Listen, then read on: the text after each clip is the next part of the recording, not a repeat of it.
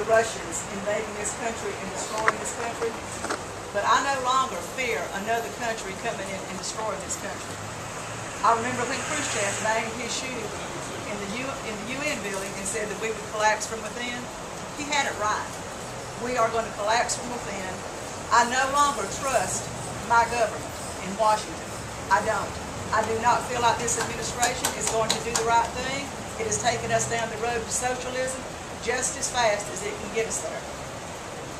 I believe that there is not a more corrupt government in this world than what we have in Washington, D.C.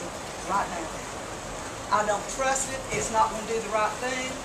And I believe this country is going to reap the wrath of God one day for putting him out of here. And this country is in bad, bad shape.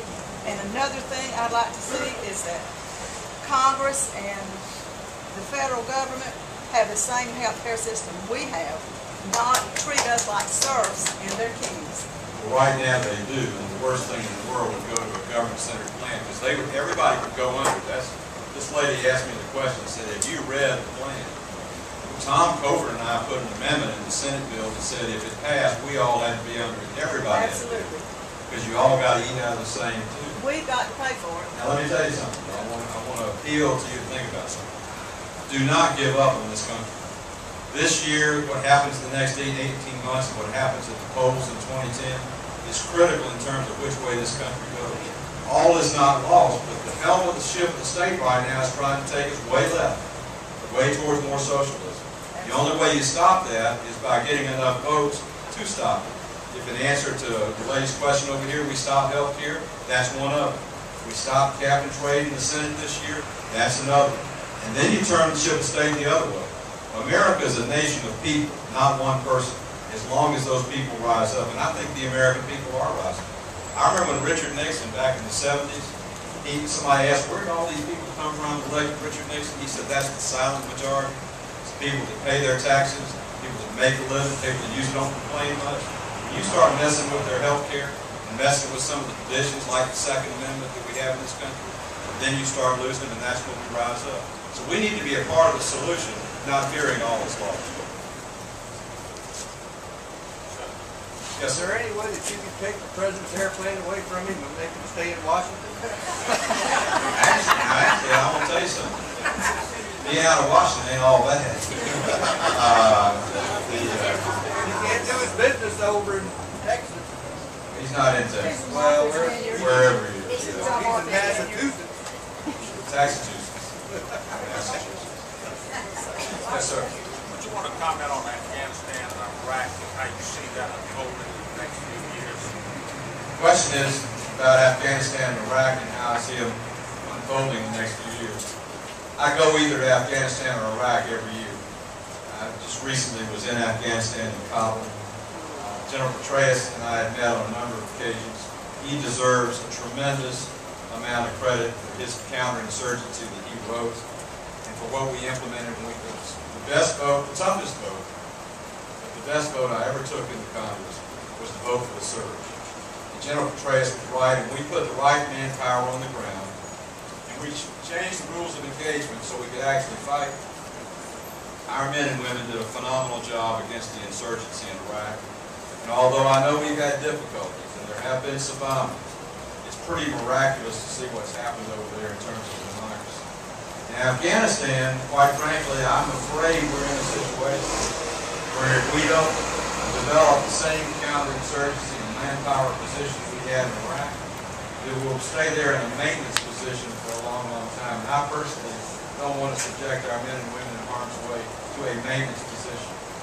There will be an announcement in a couple of weeks from General McMullen requesting 30,000 to 40,000 more troops and more troops from NATO. Prime Minister Merkel, Chancellor Merkel in Germany, has agreed to reduce the level of engagement or increase the level of engagement, which is going to help us tremendously with the German forces that are there. With those troops invested and with the technology and manpower, I think we have the same ability to do in Afghanistan what we did in Iraq. And there's one bonus. In Iraq, not everybody wanted us there. The Shiite and Sunni were at each other's arms, and they, at one time or another, both thought we were on the other side. In Afghanistan, they all want us there. They don't like the Taliban, they don't want the Taliban. Our problem has been Pakistan. But I have to give Pakistan credit. In the last 90 days, when they went into the Shah Valley and routed out the Taliban, we have the best intelligence we have ever had, the best cooperation we should ever have, and it should not go unnoticed that every week you read reports of a U.S. predator striking Al-Qaeda operatives inside of Pakistan in the northern administrative tribal area.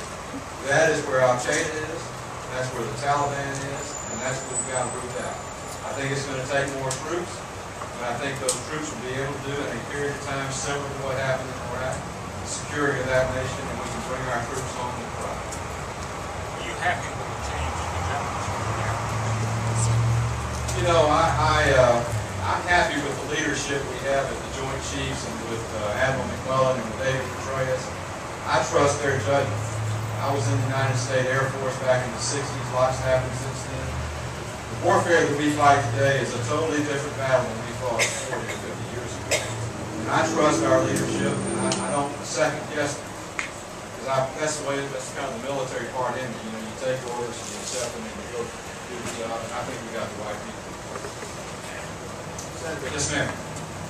See, I'll get you next. Okay. Yes, ma'am. I just want how do you feel about them taking for the health care reform, them taking the seniors and disabled Medicare money to To do what? fund the health care reform? No, that, in my, I think I said this. Medicare dollars. Let me just, that's a great question. This lady knows her stuff.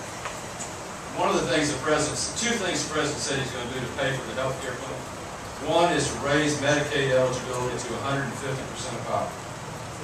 And in Georgia right now, we pay $2.1 billion for the Medicare patients in Georgia today. That's state money, not federal.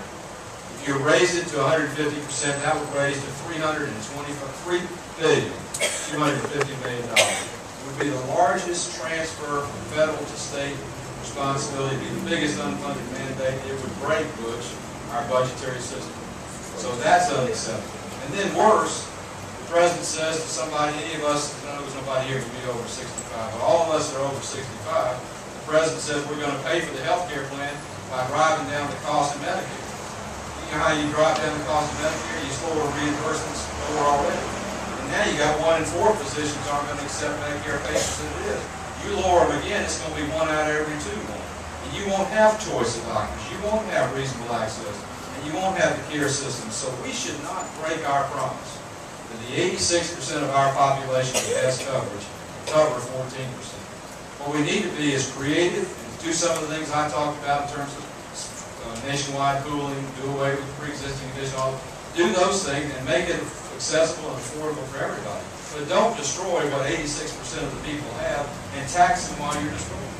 It doesn't make any sense.